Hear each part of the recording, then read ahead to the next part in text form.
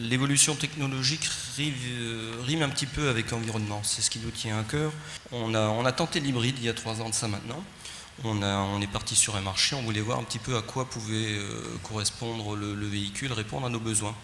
Donc on a fait l'acquisition d'un modèle hybride. Ça reste quand même à l'acquisition un véhicule qui est d'un certain standing, qui est plus cher qu'une petite polyvalente, on va dire. Hein. C'est de l'ordre de 25 à 25 000 euros. Donc ça a quand même un certain coût pour la collectivité. Ça a un gabarit qui n'est pas neutre non plus. Ça reste une boîte automatique. Ce sont des petites choses qui, je dirais, pour la majorité de nos usagers, ne sont pas particulièrement pratiques. Donc l'hybride, je peux comprendre que ça peut correspondre à certains besoins. Pour nous, à la collectivité, on n'est peut-être pas tout à fait en phase avec ce type de véhicule-là.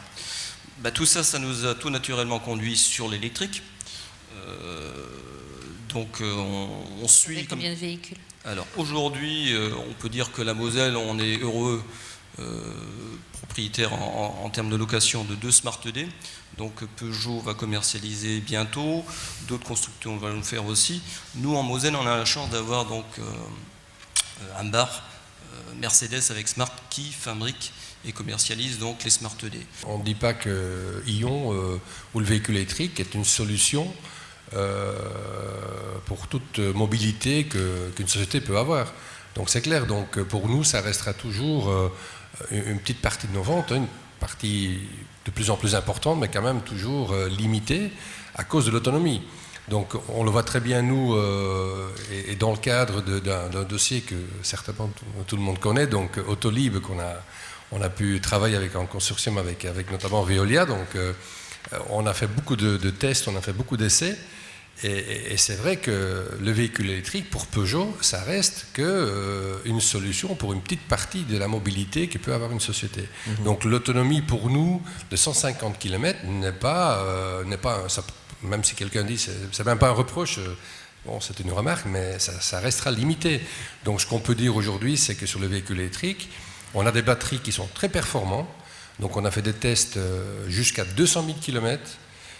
Si on limite les charges rapides, et pour l'instant on n'en trouve pas beaucoup de bornes pour faire des charges rapides, donc on est bien obligé de faire des charges lentes sur une prise normale. Donc le véhicule au bout de 200 000 km, il avait toujours une capacité de 80-85% de la batterie.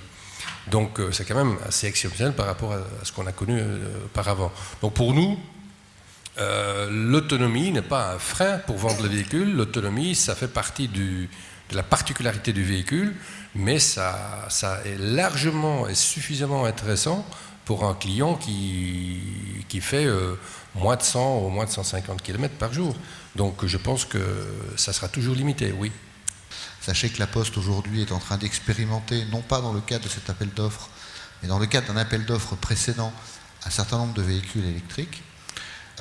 Que ces tests se déroulent de façon très positive et répondent parfaitement aux besoins de la Poste, qui, je tiens à le dire quand même, sont relativement spécifiques. On a une flotte de 70 000 véhicules, je mets de côté les 15 000 2 roues qui progressivement seront amenés à être transformés en véhicules également électriques, vélo à assistance électrique ou quad électrique. Mais sachez que l'utilisation moyenne annuel d'un segment de 3 mètres cubes par exemple chez nous est d'environ 45 km par jour. Donc on est très en dessous des capacités d'un véhicule électrique sur le papier, donc clairement pour des zones urbaines, une utilisation qui correspondrait parfaitement. On a de notre côté pensé aussi que le véhicule électrique avait tout à fait sa place sur un marché qui est peut-être un petit peu moins sexy, c'est le marché du véhicule utilitaire. On en parle moins, mais il y a des offres qui commencent à arriver. Pourquoi ? Parce que le marché du véhicule électrique utilitaire permet, dans un certain nombre de cas, de s'affranchir de contraintes liées au véhicule électrique. Donc il y a des problématiques aujourd'hui de logistique de dernier kilomètre, en centre-ville, avec des contraintes style congestion charge à Londres qu'on aura peut-être un jour dans un certain nombre de centres-villes en France, où des véhicules de livraison devront être non polluants, où l'accès sera réglementé, bon, vous connaissez ça, ou le problème d'infrastructure qui est un vrai problème, encore une vraie question aujourd'hui, même si elle va être solutionnée par des investissements, il faut encore la créer.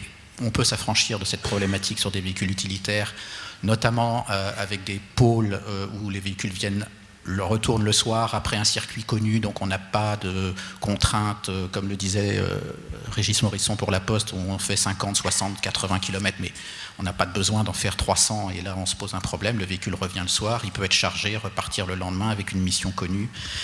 Et là, on pense qu'il y a des volumes à faire qui permettraient aussi de créer une histoire, de créer une expérience sur l'amélioration de la capacité des batteries, de leur tenue dans le temps, et ainsi de suite.